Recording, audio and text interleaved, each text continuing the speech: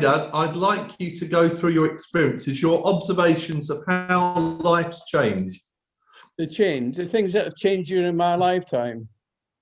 Yes. Yeah, well, first of all, it's probably difficult for you to get your head around currency. But when I was a child and living in a flat, a 2-room flat, but we've only used one because we could only afford to heat the one, except for Christmas Day and things like that, or when we had special visitors. My dad's wage was £5 a week, and he was he was a chauffeur at that time for a doctor. Okay. Would that be roughly at an average wage at the time? Was that good, I would have thought bad? that was, it was perhaps a wee bit higher, but not much.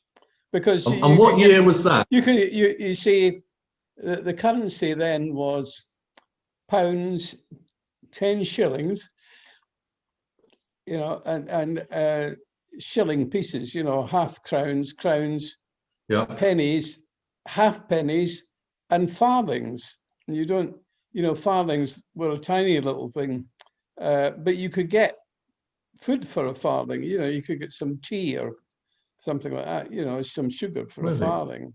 So, and what year was this? Pardon? What year was this? I'm talking about, at the beginning of the 1930s, son. Okay. And at that time, most of the stuff that was carried in horse-drawn vehicles. Yeah. And there were very, very few cars. It was the reason my father was a chauffeur was he was a time-served layman, a mechanical engineer. And in those days, you had to, maintain the vehicle in the garage. So you had the tools to make things and shape things and, and keep the wheels going. And many vehicles had solid rubber tires, not pneumatic.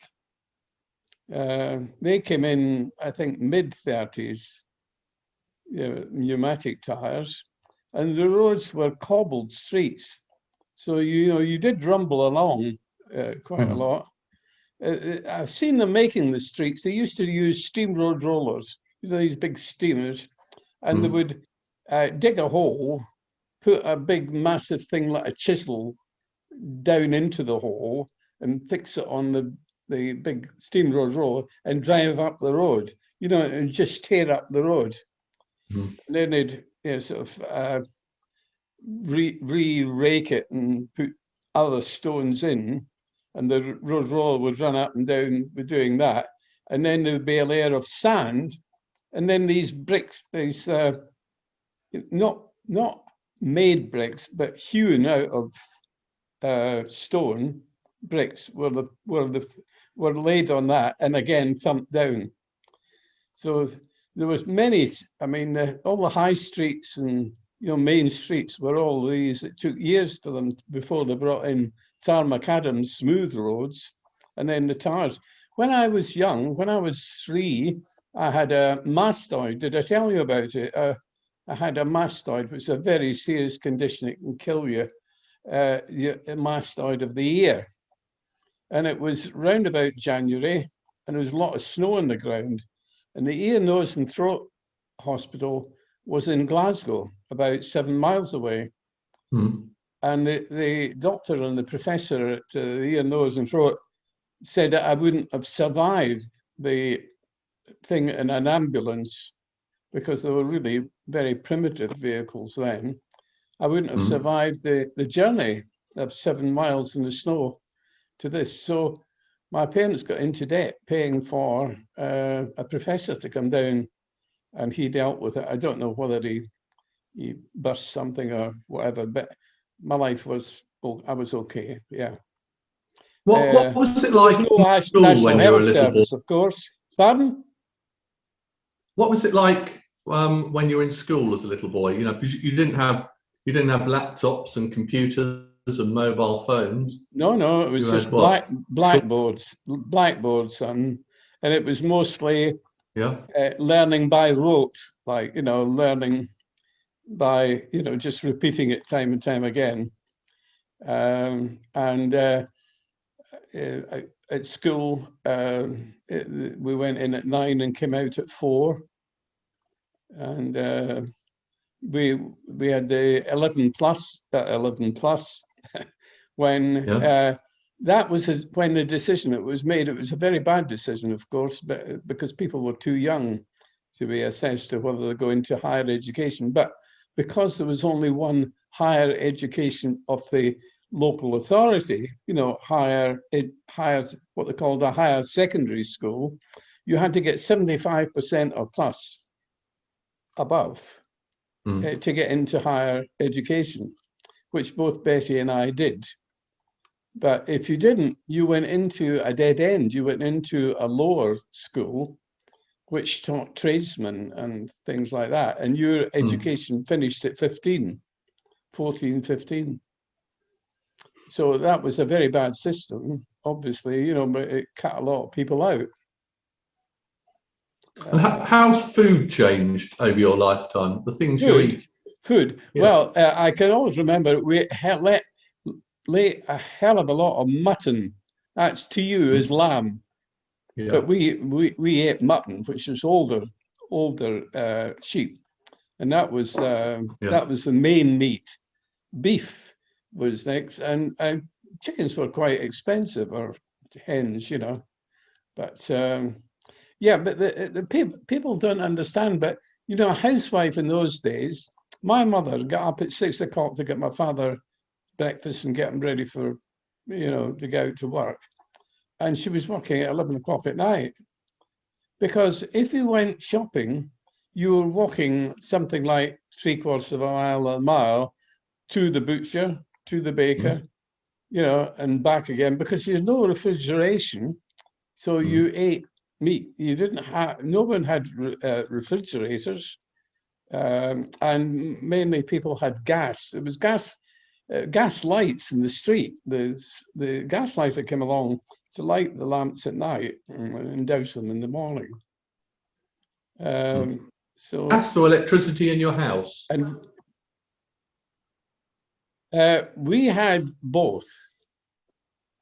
Ours was an up-to-date flat, and we had both gas for the cooker and electricity for lights and for the first radios. You know, they were they had whiskers on them, and you know they made horrible noises, but we listened to it a lot. The radio was a great thing for us, a great innovation. Nobody had phones or anything in those days.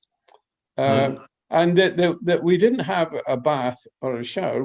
Weekly we had washes in a basin, but we went weekly. The whole family went on the Sunday morning before church.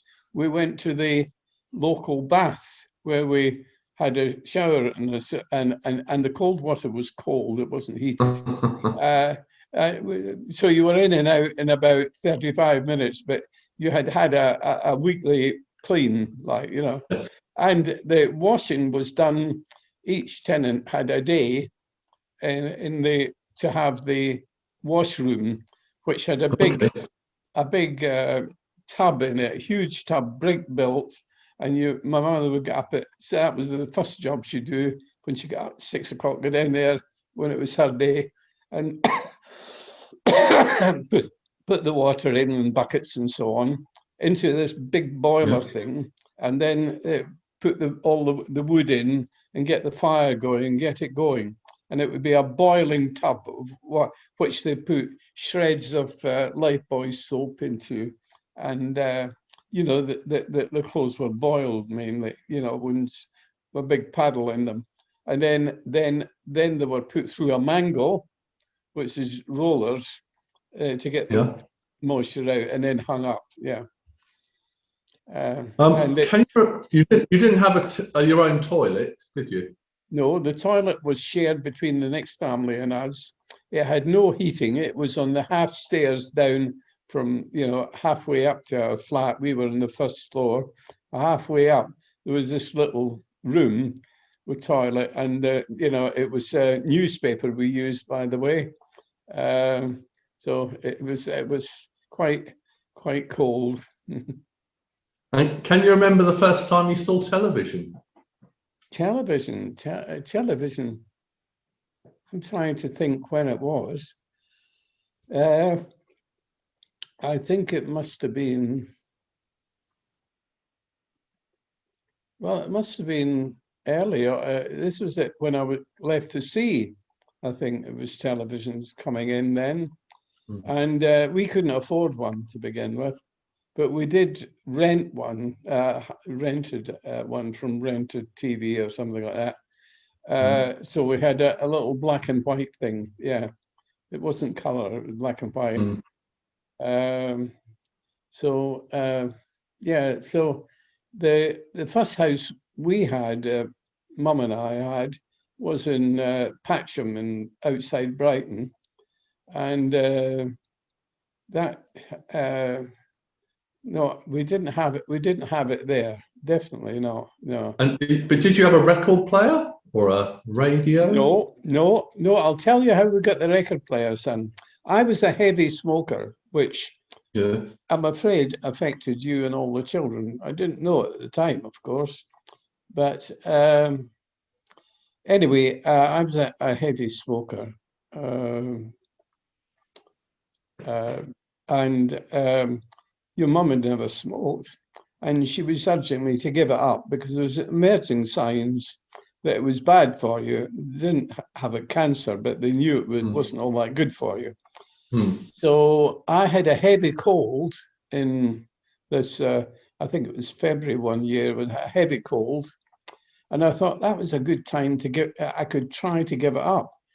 So what I did is, the money I spent on cigarettes, you used to buy them in cartons of 20, and it might have been about £3.50 or £4 a week, which is quite a lot. Your mum never ever complained, but anyway, I put that down a hire purchase on a music centre. So that's how we got our first music centre with records and things like that.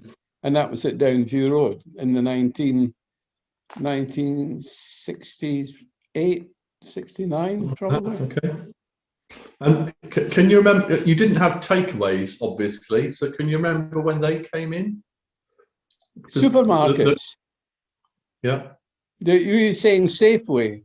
No, takeaways. Takeaways? Yes. Oh, I don't know when takeaways come in. They're quite... When did I first see takeaways? Oh, I don't know. I would have thought takeaways must have come in about the 1980s, son, didn't they?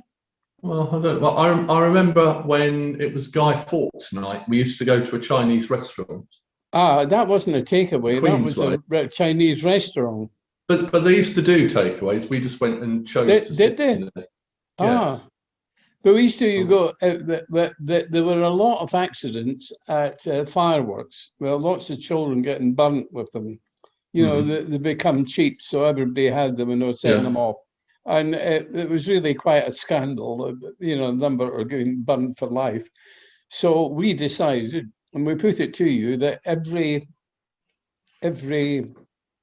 fire night we would have a slap-up meal at Chinese, and that's what we did, if you remember.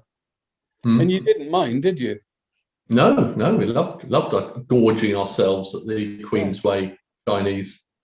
Yeah, I don't know. I was thinking about communications, about phones.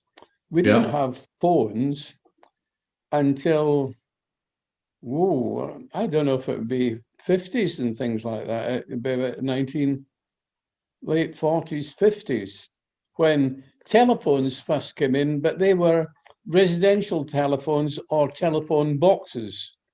Yes. You know, if you wanted to you didn't have a telephone, you had to go to a telephone box and put the money in.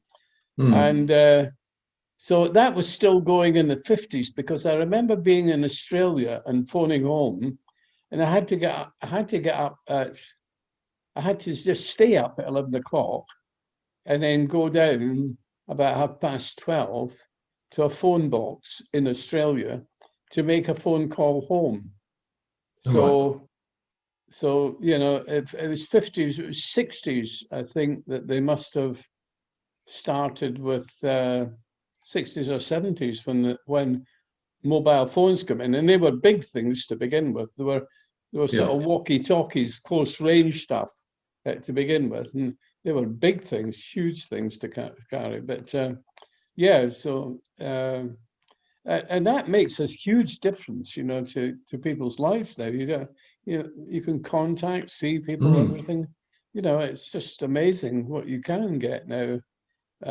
And you know, when I was at sea, son, the way we navigated was with a sextant. You know, if we couldn't see land and take angles from points of interest, we had to do it by actually measuring the angle from the object to the horizon and checking it against the known position of what it should be to give us our latitude and longitude.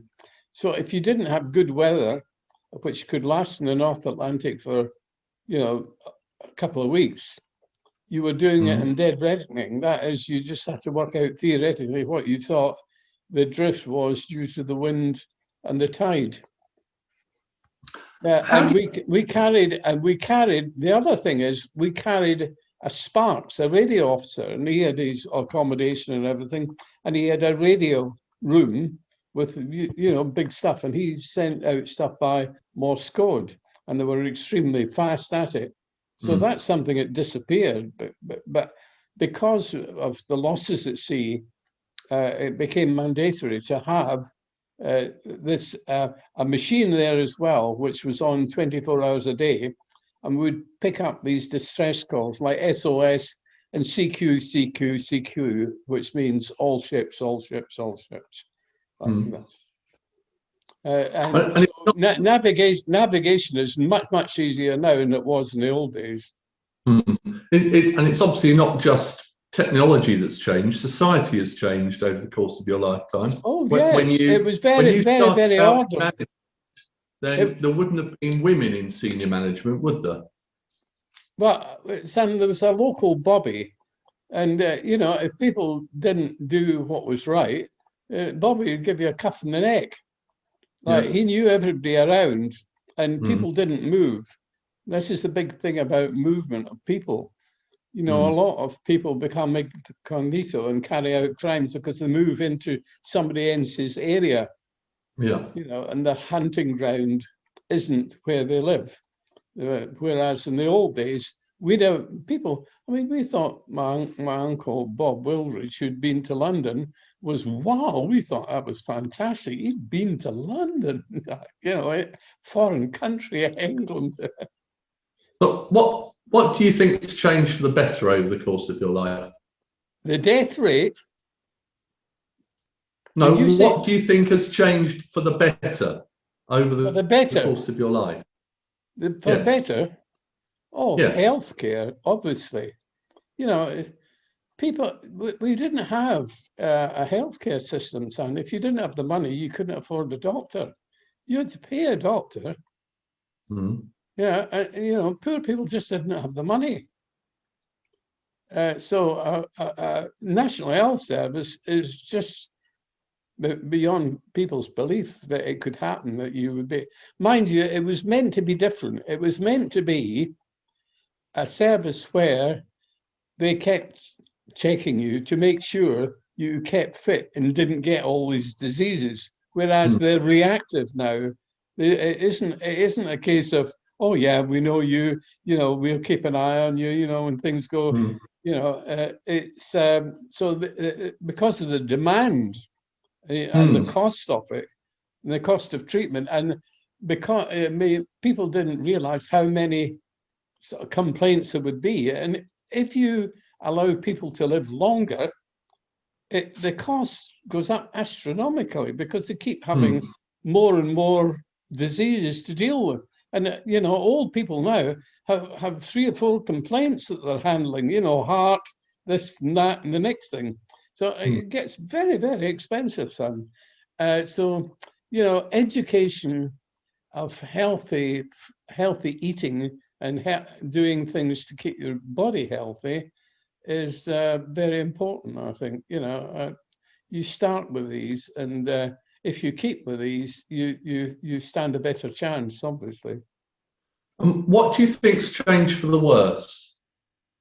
Changed for the worst? Well, there's lots of things, son. I think that there's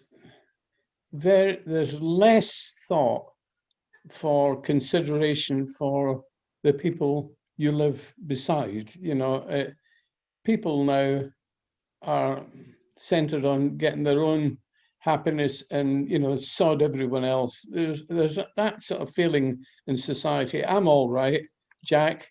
It's that, you know, feeling it.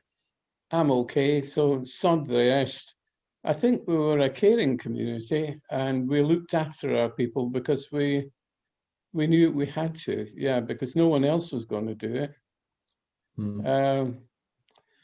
But I think immigration is good, but we've mishandled immigration to an extent that we've, you know, we haven't got it right, how we assimilate people into the community instead of having ghettos where other races tend to conglomerate and not move forward. I mean, there are places in Newcastle that I know of where they didn't bother to learn English whatsoever. They just stayed as they were, as the village they'd come from, you know, in India. And they were, because they didn't, I think people, if they come to a country, I think, just as English people do, when you go, you should learn the language and try to fit into that society, not try to change the society to what you were in your other country. I mean, we can help asylum people and everything, but I think that you know, it's totally out of control. I mean, you probably know there's, I think, was it 10 million that there might be illegal immigrants in the country? Don't know. Well, there might be 10 million immigrants. I'm not sure they're all illegal. But there might. We've certainly had a huge increase in the population of the country, haven't we? Yeah, but illegal, you know, people who've come in illegally and are, you know, they're still illegal, you know, and will always be. That's bad. You shouldn't have got to this stage. Everyone should be here legally and be part of the family. But what is bad, I think, the Scottish way of going back, turning it back to the Middle Ages, going on their own, is rather stupid. You know, it's not opening yourself up to the. I just don't get I don't get the understanding of how they want to leave the UK, but join a bigger one like Europe. You know, that's not independence. No. So, you know, I just don't follow the logic. And what's changed as well is religion has changed a huge amount. When I was a child, everyone, you didn't whistle on a Sunday. You didn't work on a Sunday. You didn't drive on a Sunday or anything like that. You walked, because that meant if somebody had a bus, they had to work, and that was wrong. It was a very sort of restrictive religion. And yeah, as you know, I'm no longer in favor of it. Has it been a good life? Pardon? Has your life been a good life? Have you enjoyed it? Has it been fun, Dad? So I'm so lucky, pal. You just can't. I mean, when I look around at people, I think, wow, I'm the best, really. I've been treated the best. I've had the best life ever, because I had a loving mother and father who looked after me and gave me, you know, the confidence to go on, you know, and gave me the things to live by, you know, the principles to live by. I had, they were part of a big family aunts and uncles, and they were really great. I was, I was Bobby to them, and we met each other nearly every week. The grandparents. That's what we did on a Sunday.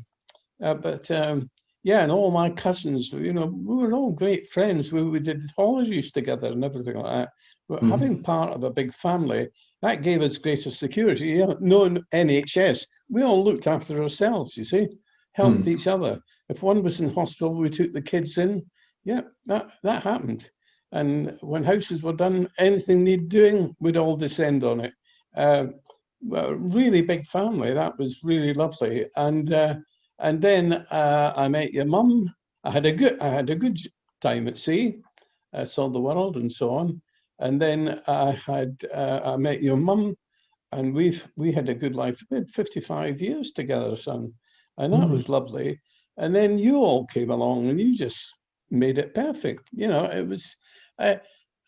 We never had lots of money, but we had sufficient, and that is a really great thing. Not to have to worry about things is really good. I don't want any more money. I'd like to help people who haven't got money. But each one of you, when you came along, you were just the best. Absolutely the best.